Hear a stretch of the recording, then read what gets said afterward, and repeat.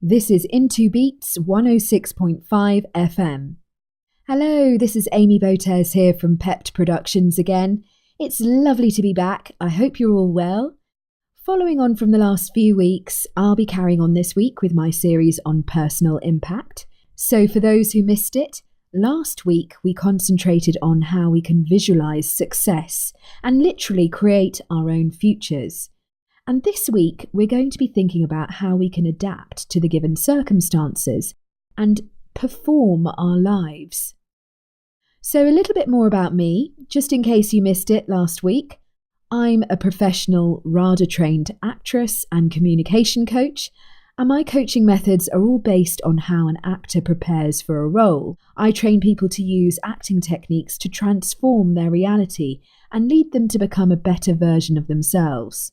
We use physical, vocal, and mental exercises to literally take a person from Clark Kent to Superman.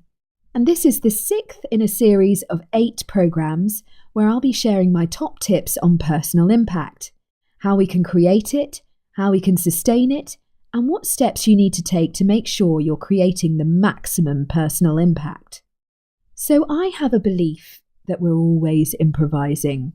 Whenever we go into a new situation, whenever we interact with others, we're constantly adapting. We are actors performing our lives, adapting to the given circumstances. Now, if we take this on board, we are actors essentially acting out our lives. Why shouldn't we apply the same skill and structure that an actor would when creating a role? Actors are taught how to use their body, mind, and voice to convey a character to the best of their ability, and these techniques can help you navigate any situation. So let's begin with a relatively simple situation. Say you're holding a meeting at work. You have to suddenly play the part of chairman or chairwoman. Your whole physicality changes. Your voice becomes more commanding.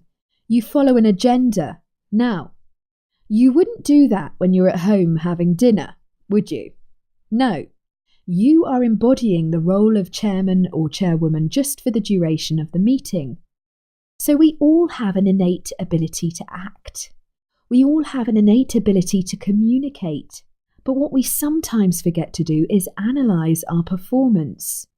So for starters, your perception of who you are may be holding you back.